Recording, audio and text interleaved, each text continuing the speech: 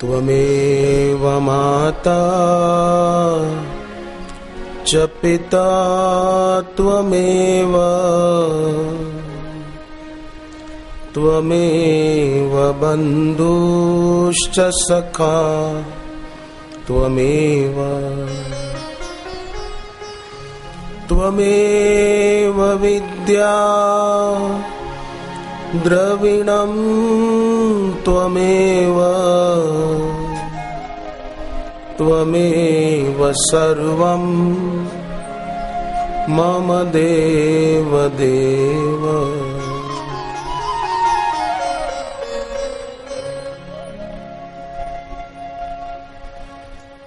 गजाननं भूतगणादि सेवितम् कपित्थजम्बू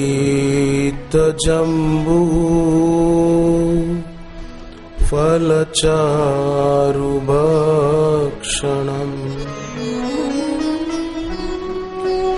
उमासुतं शोकविनाशकारकम्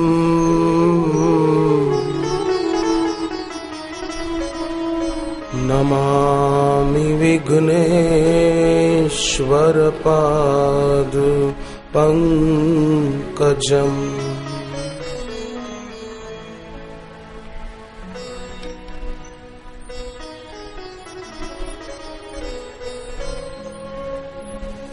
ओम नमो भगवते वासुदेवाय।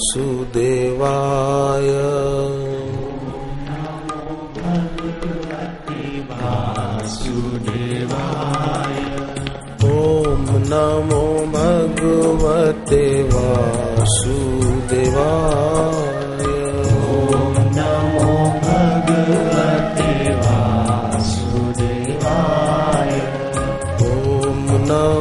भगवते वासुदेवाय।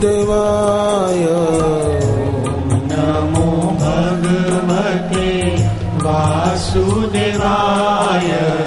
ओम नमो भगवते वासुदेवाय। ओम नमो भगवते वासुदेवाय। ओम नमो भगवते वासुदेवाय। ओम नमो भगवते वासुदेवाय।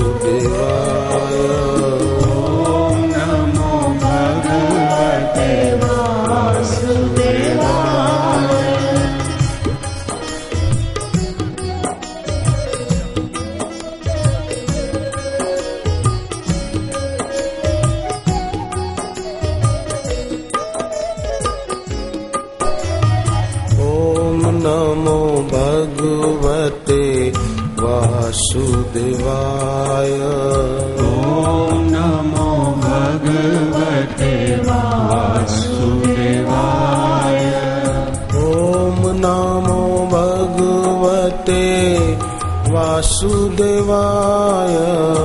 ओम नमो भगवते वासुदेवाय। ओम नमो भगवते वासुदेवाय। ओम नमो भगवते वासुदेवाय। ओम नमो भगवते वासुदेवाय। ओम नमो भगवते वासुदेवाय।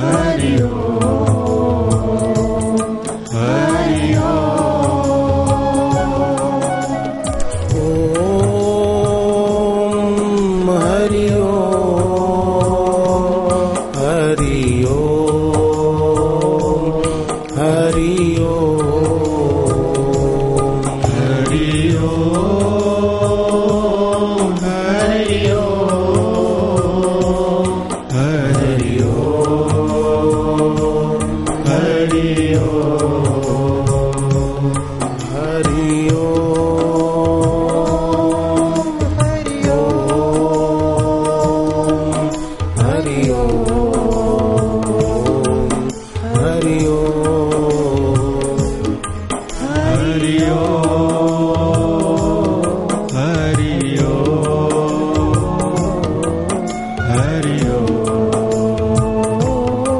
हरि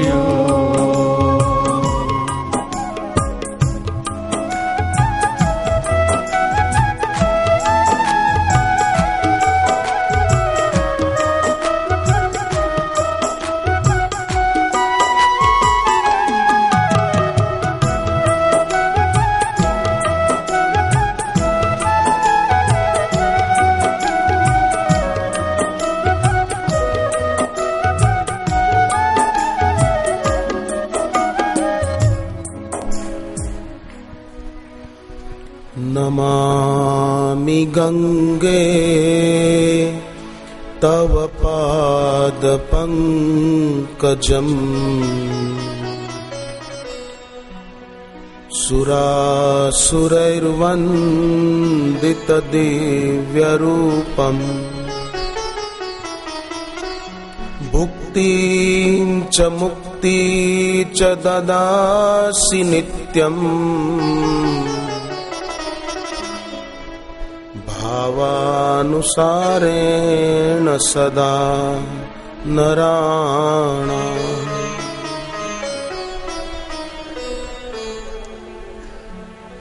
विष्णुपादाग्रसम्भूते गंगे त्रिपथगामिनी धर्मद्रवेति विख्याते पापं मे हर जाह्नवी।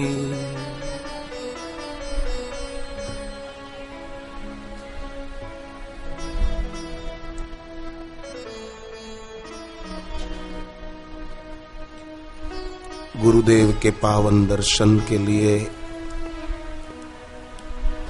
और गुरुदेव के पावन वचनों को सुनने के लिए इस पवित्र तीर्थ धाम में जो भी भाग्यशाली आए हैं उन सभी के चरणों में वंदन है।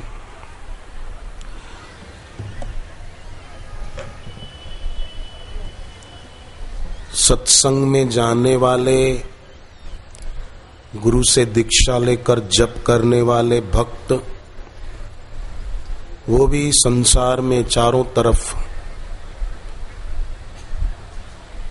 अपनी पवित्र आभा के द्वारा, अपनी पवित्र औरा के द्वारा चारों तरफ पवित्रता ही फैलाते हैं। जैसे नृग राजा की कथा गुरुदेव सुनाते हैं कि वो दो ब्राह्मणों को न्याय नहीं जल्दी दिला पाए, गाय दान करते थे नृग राजा। तो एक बार गाय जो दान में दी थी वो गाय फिर कहीं से घूमती घामती राजा के वाड़े में आ गई। फिर वही गाय दूसरे ब्राह्मण को दान दे दी। तो वो बोला कि ये गाय मुझे दान में मिली थी। वो बोला नहीं, मुझे दान में मिली है। अब राजा का भी कसूर नहीं। अब ब्राह्मण दोनों लड़ रहे हैं। वो बोले मेरी गाय, बोले मेरी गाय है। राजा न्याय करो। राजा कभी बोले हाँ तेरी है, कभी उसको बोले हाँ तुम्हारी है। न्याय नहीं कर पाया राजा। राजा नृग को गिरगिट की योनि में जाना पड़ा कि तू रंग बदल रहा है, कभी इसको हाँ बोलता है, कभी इसको हाँ बोलता है। जैसे गिरगिट रंग बदलता है ऐसे तू कभी कहे तेरी गाय, कभी बोलता तुम्हारी गाय है, जा गिरगिट बन जा। तो गिरगिट की योनि में चला। नहीं तो दूसरी कोई योनि क्यों नहीं मिली नृग राजा को, गिरगिट की योनि ही क्यों? इसलिए व्यक्ति को बहुत, कोई भी बात बोलनी हो ना बहुत सोचकर बोलनी चाहिए। कोई भी कदम उठाना हो बहुत सोचकर उठाना चाहिए। कोई भी इच्छा करनी हो बहुत सोचकर करनी चाहिए। अब ये गिरगिट की योनि में पड़ा है तो पहले इस पर नजर भगवान कृष्ण के प्यारे भक्तों की पड़ी थी। भक्तों की नजर पड़ने से भी कुछ काम बन गया। और राजा के भी पुण्य, दान तो करता ही था, आदमी धर्मात्मा था। भक्तों की भी नजर पड़ गई तो जल्दी काम बना। फिर भगवान आ गए और भगवान ने उसका उस योनि से उद्धार किया। तो सत्संगी भक्त जहां भी जाते, जैसे भगवान के वो भक्त गए कुएं में, देखा गिरगिट है, उस पर नजर पड़ी, वो भगवान को ले आए और उसका उद्धार कर दिया। ऐसे ही साधक समिति बनाते हैं, अपने अपने इलाकों में सत्संग का आयोजन करवाते हैं और सबके स्वभाव को सत्संग के द्वारा ही तो साधा जा सकता है, और कोई उपाय नहीं है। व्यक्ति का अंतस रूपांतरित हो, उसके लिए सत्संग, भक्ति, सत्संग से ही ईश्वर में ईश्वर प्राप्त, गुरु में प्रेम बढ़ता है, भक्ति बढ़ती है।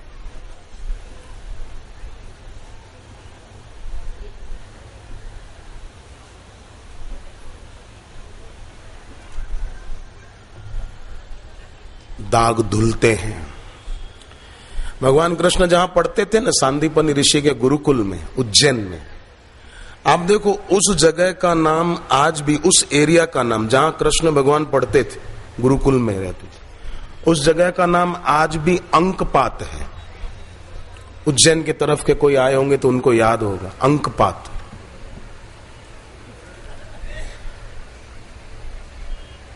मंगलनाथ रोड, आगे मंगलनाथ भगवान का मंदिर है, इसलिए रोड का नाम मंगलनाथ रोड, और उस एरिया का नाम अंकपात। तो मैंने ऐसे उज्जैन में बैठा था, बात कर रहा था थोड़ी इसी बारे में, इस जगह का नाम अंकपात क्यों रखा। तो बताया कि श्री कृष्ण यहां पढ़ते थे, अंक लिखते थे और फिर साफ कर देते थे। जैसे आजकल छोटे बच्चे नहीं उस स्लेट पर लिखे और फिर उसको मिटा दें, शिक्षक बोर्ड पर कुछ लिखे चौक से फिर मिटा दें, डस्टर लेकर उसको साफ कर दे, अंकपात। भगवान ने प्रेरणा दी है कि गुरुकुल में रहो, अंकपात करो, जो भी पहले के लिखे हुए अक्षर हैं, मेरे तेरे के, राग द्वेष के, उसको मिटाओ, अंकपात, साफ करो, शुद्धि करो। किसी के लिए गांठ पड़ी हुई है, अंकपात करो, उसको साफ करो तो फायदा होगा।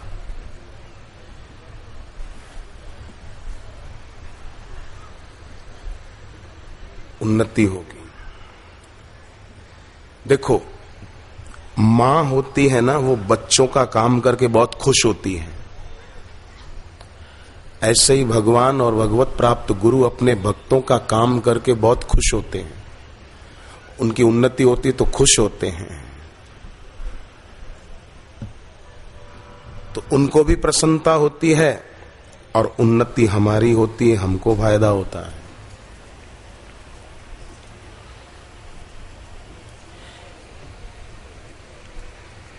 आठ प्रकार के सात्विक भाव होते हैं, उनमें से एकाध भी साधक को अगर अनुभव में आता हो अपने जीवन में तो बहुत अच्छा है, समझ लेना उन्नति हो रही है। 8 में से एक भी अनुभव में आए, 2-3 आ रहे हों बहुत अच्छा है, सब आ रहे हों, किसी को 8 के 8 अनुभव में आ रहे हों तो आपको प्रणाम है। 8 में पहला है स्तंभ। स्तंभ माने बैठे हैं और गुरु के ज्ञान का विचार करते करते शांत एकदम खंबे की तरह स्थिर हो गए, शिलावत, स्तंभवत।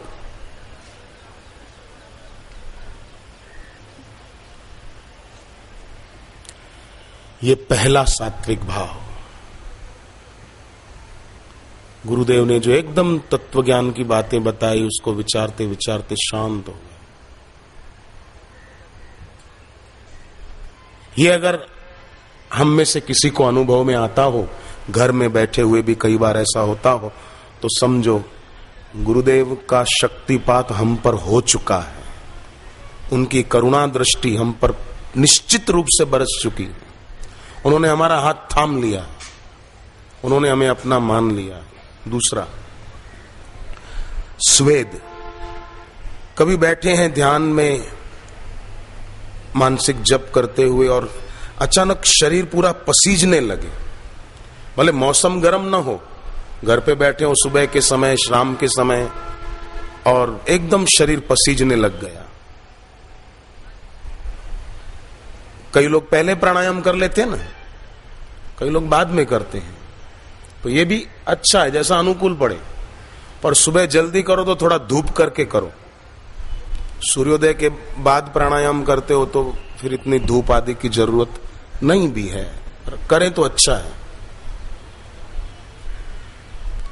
तो शरीर इससे पसीजने लगे, फिर ध्यान में बैठे हैं, स्वेद, पसीना पसीना हो गया। तीसरा है रोमांच।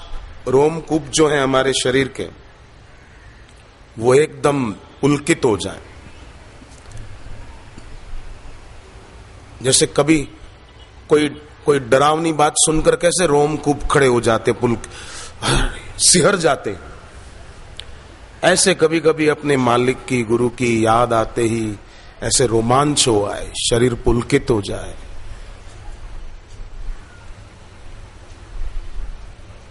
हनुमान जी को बहुत होता था ऐसा, तुलसीकृत रामायण में लिखा है।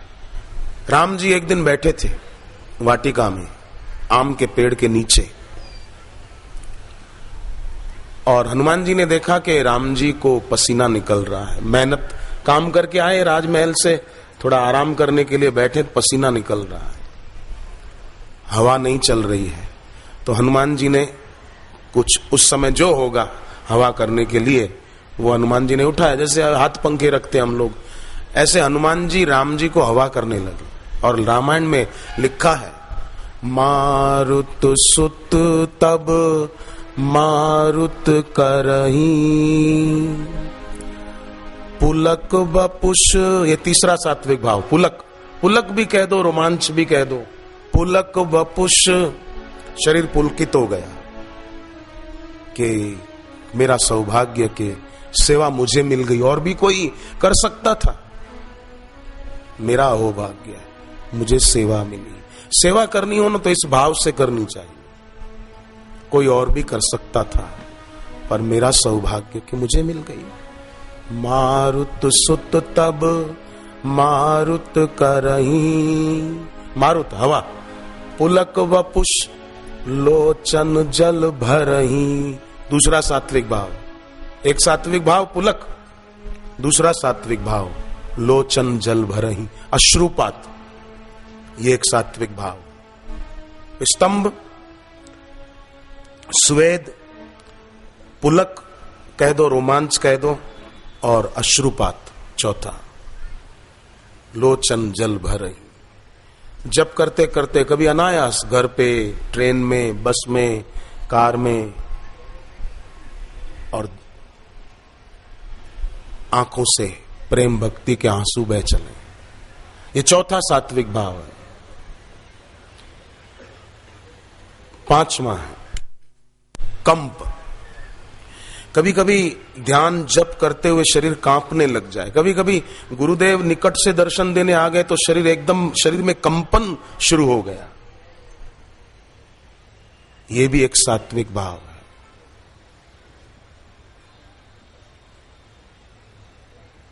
छठा सात्विक भाव है विवर्णता। विवर्णता मतलब पूरी सोच बदल जाए, अब जगत से सुख लेने की बुद्धि न रही,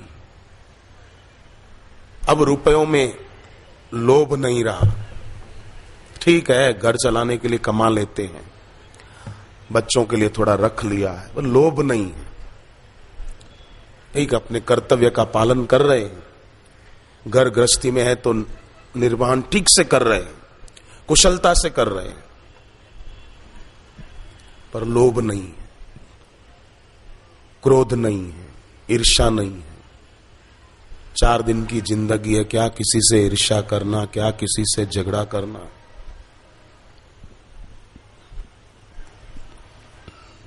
विवर्णता, पूरी मानसिकता बदल गई, ऊंची हो गई अब। और 8वां सात्विक भाव, 7वां प्रलय। प्रलय मतलब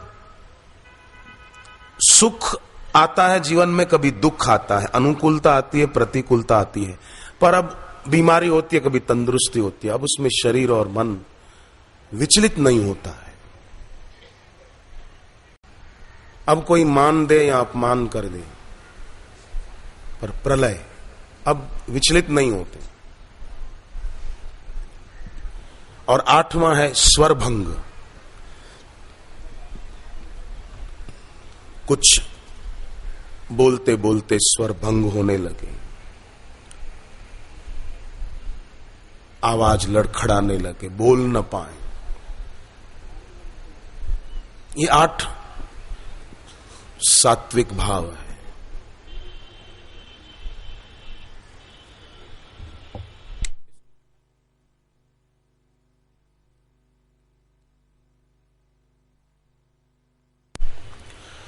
लक्ष्मण जी ने जब सुना कि राम जी वनवास को जा रहे हैं, जो ही सुना, सुनते ही 8 प्रकार के सात्विक भाव एक साथ लक्ष्मण जी में उभर आए। स्तंभ खंबे की तरह खड़े रहे, स्वेद शरीर से पसीना पसीना निकलने लगा,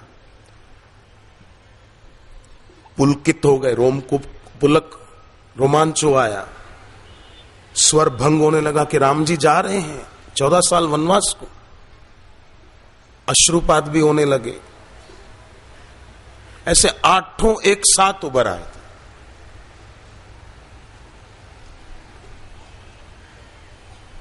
राम जी में प्रेम था, इसलिए तो जिस साधक का सदगुरु में प्रेम होता है, किसी किसी को प्रेम का वहम भी होता है, प्रेम नहीं होता है, प्रेम का वहम होता है कि मैं प्रेमी हूं, मैं प्रेमी नहीं हो, दंभी भी होता है। दूसरों की निंदा करे वो प्रेमी होता है, दूसरे भक्तों की आलोचना करे वो प्रेमी होता है, वो प्रेम का वहमी होता है, प्रेमी नहीं होता। प्रेम का वहम प्रेम नहीं है। जैसे कॉलेजों में लड़के लड़कियां बोलते हैं हम प्रेम करते हैं एक दूसरे को, वो प्रेम का वहम है, प्रेम नहीं है। ऐसे ही जो ईर्ष्या करता है, किसी से निंदा करता है दूसरों की, वो प्रेम ही नहीं है, प्रेम का वहम है उसको। अगर प्रेम होता तो उसको दूसरों में भी अपना इष्ट दिखता, अपना आराध्य दिखता, और वो दूसरों की आलोचना नहीं करता, उनसे ईर्ष्या नहीं करता।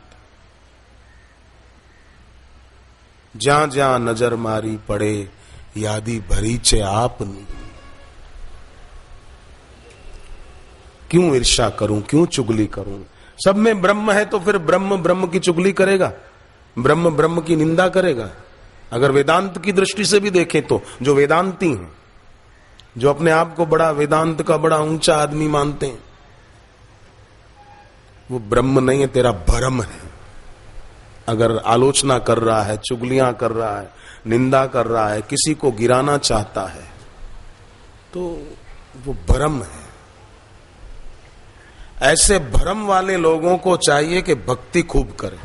भगवत गीता का 11वां अध्याय, पहला श्लोक आप पढ़ के देखिएगा। अर्जुन ने भगवान को कहा है मेरा मोह चला गया, अब मेरा मोह खत्म हो गया।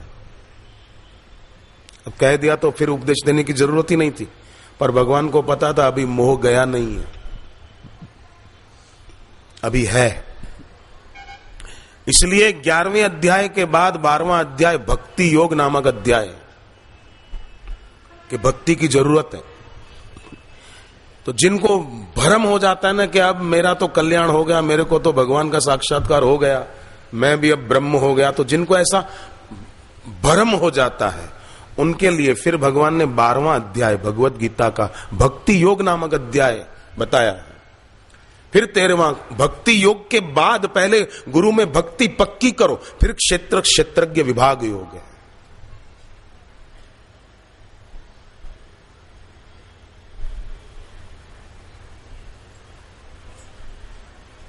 तब उसमें भगवत साक्षात्कार की बात 13वें अध्याय में आती, और उसमें भी फिर 20 साधन बताए, और 20 साधनों में एक गुरु की भक्ति बताई।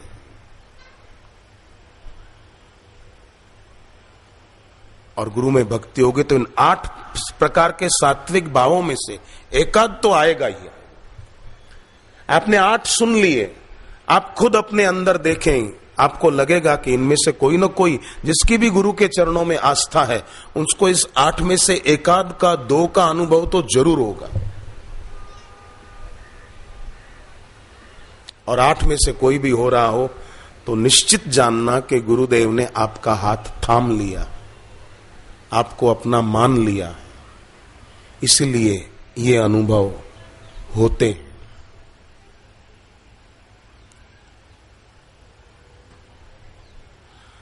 तो इस पवित्र भगवती भागीरथी के तट पर हम भी प्रार्थना करें कि हे गुरुदेव, आपकी जो कृपा है, कृपा का नाम आया तो मैं एक बात बताऊं, भागवत की है कि जब यशोदा मां श्री कृष्ण को बांधने के लिए रस्सी लेकर श्री कृष्ण के पीछे पड़ी, तो भगवान कृष्ण तो भागते जा रहे थे, यशोदा मां पीछे पीछे।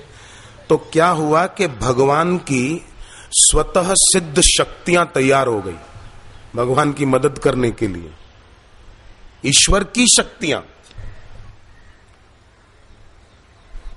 भगवान की व्यापकता नामक शक्ति कहने लगी कि जिसका कोई और छोर नहीं, जिसका कोई आदि अंत नहीं, वो रस्सी की लपट में कैसे आएगा? जो अनादि अनंत है वो रस्सी की लपट में कैसे आएगा? यशोदा मां देखती रह जाएगी, रस्सी लेकर दौड़ रही है। भगवान की पूर्णता नामक शक्ति कहने लगी कि जिसमें बाहर भी नहीं भीतर भी नहीं, वो रस्सी के भीतर कैसे अंटेगा? भगवान की असंगता आवाज दे रही थी कि प्रभु के शरीर के साथ रस्सी का संग असंभव है, वो तो असंग है, रस्सी का संग कैसे होगा? तब भगवान की अद्वितीयता नामक शक्ति कहने लगी कि स्वर में स्व का क्या बंधन,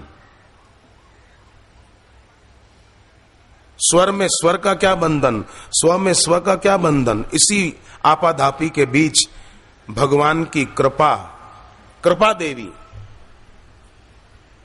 भगवती कृपा देवी मन ही मन मुस्कुरा रही थी और उसने अपनी तिरछी चितवन से देखा तो सब शक्तियां निष्प्राण हो गई। और जब सब शक्तियां निष्प्राण हो गई तो भगवान बंध गए, पशु को बांधने की रस्सी से प्रभु बंध गए। कृपा, कृपा शक्ति तो गुरु की भी एक कृपा है। उस कृपा शक्ति से देखो, क्या ये कृपा शक्ति हमारे साथ सदा नहीं है कि जो अंदर से प्रेरणा होती है कि ये चीज खाने जैसी है, ये चीज खाने जैसी नहीं है। सब्जी बनाते हैं तो नमक उतना ही पड़ता है जितना जरूरी है, मिर्च मसाला उतना ही पड़ता है जितना जरूरी है। रोटी बनाने के लिए आटा लगाते हैं तो पानी उतना ही पड़ता है जितना जरूरी है। किसकी दोस्ती करनी चाहिए, किसकी नहीं करनी चाहिए। अब कोई एकदम मूड हो, अविवेकी हो, एकदम विवेक को अनदेखा कर देता हो तो उसकी बात अलग है। बाकी ये जो वात्सल्यमयी जननी कृपा प्रशिक्षणी रूप धारण करके जीवन में ज्ञान की धारा प्रवाहित करते हैं कि इसके साथ दोस्ती करो, इसके साथ न करो, इसकी संगति करो, इसकी न करो, ये बात बोलो, ये बात न बोलो, ये सोचो, ये न सोचो। तभी तो नहीं बोलते कि मेरे अंदर यार बुरा विचार क्यों आया, नहीं आना चाहिए था।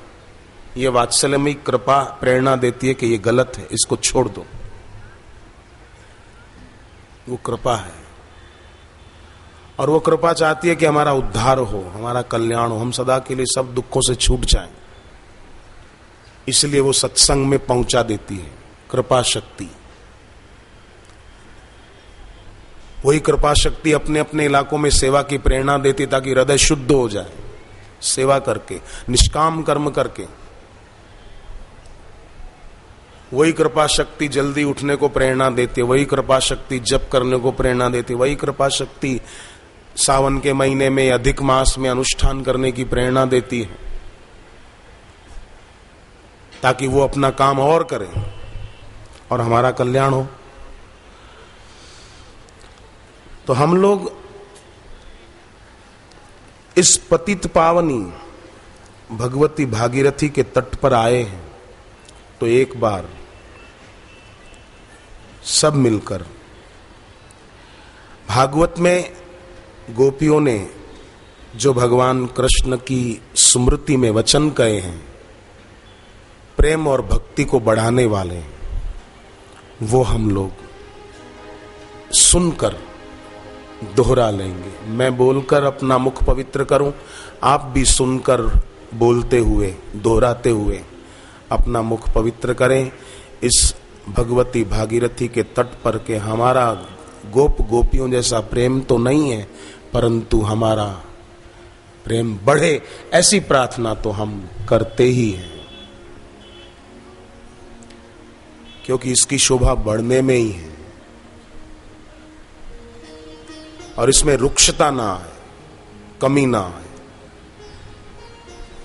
जयति तेधिकं जन्मना व्रज, जयति तेधिकं जन्मना व्रज, श्रयत इंदिरा शश्वदत्र हि, श्रयत इंदिरा शश्वदत्र हि, दयित दृश्यतां दिक्षु तावका, दयित दृश्यतां दिक्षु तावका, त्वयि धृता सवस्त्वां विचिन्वते, त्वयि धृतास्तव त्वां विचिन्वते, शरदुदाशये साधु जात सत्, शरदुदाशये साधु जात सत्, सरसिजोदर श्रीमुषादृशा, सरसिजोदर श्रीमुषादृशा, सुरथनाथ ते अशुल्क दासिका, सुरथनाथ अशुल्क वरध निघ्नतो नेह किं वध, वरध निघ्नतो नेह किं वध। बहुत सरल संस्कृत है, क्लिष्ट नहीं है कि आप न बोल सके। सुनकर बोलने की कोशिश करें। आवारा और चरित्रहीन कुछ ऐसे शब्द लिखे वो लोग गाते रहते हैं, गुनगुनाते रहते हैं, जिससे मन और बुद्धि अशुद्ध होते हैं। पर गोपियों के मुख से निकले हुए पवित्र शब्द वो हमारे दिल को पवित्र करते हैं, हमारी भक्ति को बढ़ाते हैं। गोपियां भगवान को कहती है कि हम आपकी बिना मोल की दासी हैं। सुरत नाथ ते अशुल्क दासिका, हमें कुछ नहीं चाहिए। विष जलाप्ययात् व्याल राक्षसात्, विष जलाप्ययात् व्याल राक्षसात्, वर्ष मारुता वैद्युतानलात्, वर्ष मारुता वैद्युतानलात्। देखो एक बात है, आदमी की जिसमें रुचि होती है ना, उसमें उसका मन लग जाता है। फिल्म के गीत गाने वालों की उनमें रुचि होती है तो उनको गीत कंठस्थ हो जाते हैं और गाते रहते हैं। भजन, धार्मिक भजनों में रुचि रखने वालों की रुचि होती है भजनों में, तो उनको भजन याद रह जाते हैं। या कई लोग लिखते भी रहते हैं भजन। उससे क्या होता है कि भजन के शब्द लिखने से थोड़ी सात्विकता बढ़ती है। फिल्मों के गीत सुन सुनकर लिखने से रजोगुण बढ़ता है, भजन सुनकर लिखने से सत्व गुण बढ़ता है। भजन गाने से भी सत्व गुण बढ़ाने में मदद मिलती है, पर भजन करने से व्यक्ति सत्व गुण से भी पार जा सकता है। भजन करना क्या है? भजन करना क्या है? भजन करना मतलब जो गुरु कहे वो करना, वो भजन करना है। गाना तो भजन तो कोई भी गा सकता है। कई गायक लोग नहीं गाते रहते हैं। बोलो कितने गायक हो गए, अब तो कोई कमी नहीं है गायकों की। और धार्मिक चैनलें भी बहुत हैं, उस पे कोई भी अपनी डीवीडी देकर, थोड़े पैसे देकर कोई भी चला सकता है। कोई भी चला जाए उनके ऑफिस में कि हमको ये चलाना है, वो डील करेगा कि हाँ साहब इतना खर्चा होगा, चलाओ चलाओ, पैसे उड़ाओ।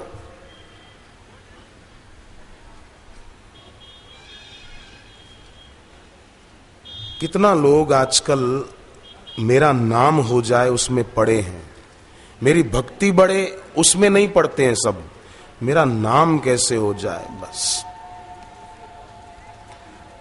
पर कई भक्त कैसे होते हैं, एक आदमी मंदिर में गया, सुनने जैसी बात है, तो दान पेटी होती है ना मंदिरों में, तो उसने अपनी जेब में हाथ डाला कि मैं मंदिर में कुछ डालूं दान पेटी में।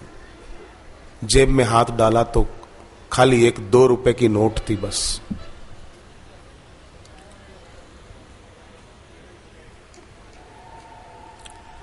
और कोई पैसे नहीं थे उसके पास। पुजारी सामने बैठे थे, एक बुजुर्ग, उनको कहा कि पंडित जी आपके पास 2 रुपए खुले होंगे, एक एक के 2 सिक्के होंगे, या एक एक का रुपया, मेरे को 1 रुपया दान पेटी में डालना है। दान पेटी को तो ताला लगा है, तो पुजारी भी गरीब आदमी बोले नहीं मेरे पास नहीं है बेटा। तो 2 रुपए डाल देने, इसमें क्या कंजूसी करता है। तो उस आदमी ने कहा बाबा मैं भी गरीब आदमी हूं, 2 रुपए है मेरे पास, 1 रुपया मुझे मेरे गांव तक बस में जाने का किराया चाहिए, मेरा गांव दूर है यहां से, तो 1 रुपया मेरा नाश्ते के लिए था, सोचा नाश्ता घर जाके कर लूंगा, थोड़ी भूख सह लूंगा, 1 रुपया मंदिर में डाल देता हूं। बाबा ने कहा, पुजारी ने कि मेरे पास नहीं है बेटा। तो उस आदमी ने भगवान की तरफ देखकर हाथ जोड़े और 2 रुपए की नोट ही डाल दी दान पेटी में, और सोचता है कोई बात नहीं, थोड़ा पैदल चल लूंगा, भगवान की इच्छा है पैदल चलो कोई बात नहीं। ऐसे भी लोग हैं बोलो कि 1 रुपया बस में जाने का किराया वो भी दान पेटी में डाल के चलता बना। और ऐसे भी लोग हैं जो अपनी प्रसिद्धि के लिए कितना रुपया खर्च कर देते हैं। नेता लोग अपने होर्डिंग लगवाने के लिए कितना रुपया खर्च कर देते हैं कि मेरी फोटो लग जाए। और महाराष्ट्र में तो बहुत है ये, महाराष्ट्र में जगह जगह नेता अपने होर्डिंग लगा देंगे कि यांना वाढ दिवसांचा, इनके जन्मदिन की बधाई हो, जबरदस्ती वो खुद ही लगवा देता है, कोई उसको बधाई नहीं दे रहा है। फोटो भी खिंचवाएगा ऐसे, ये शर्ट थोड़ी यहां से ऊंचे होता कि हाथ के 2-3 ब्रेसलेट दिखे, ऐसा ऐसा रखेगा कमर पे हाथ कि ब्रेसलेट दिखे इधर से, और कॉलर के बटन 2-4 खुले रखेगा ताकि गले में जो सोने की चैन और सोने की मालाएं पहनी है वो भी दिखे कि मैंने भी पहना है, इतना सारा सोना इतने हाथ में। तेरा जन्मदिन तू मना रहा है तो निकाल ये ब्रेसलेट और सोने की चैनें उतार, गरीबों में भंडारा कर, बड़ा आया मेरा जन्मदिन है, मेरा जन्मदिन है। वो कैसा गरीब आदमी, 2 रुपये 1 रुपया बस का था, वो भी बोले चल ठीक है नहीं दे, मैं पैदल चला जाता हूं।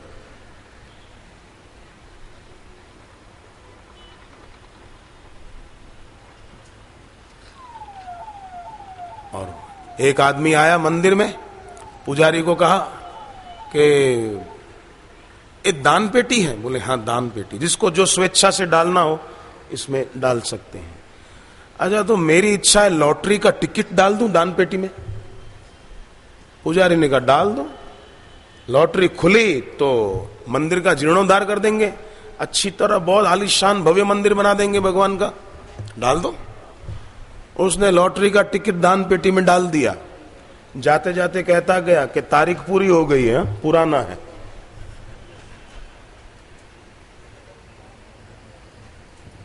ऐसे भी लोग हैं इस संसार में। और एक वो गरीब भी था, बाहर से गरीब था, दिल का कैसा अमीर आदमी था, बड़े दिल का आदमी था।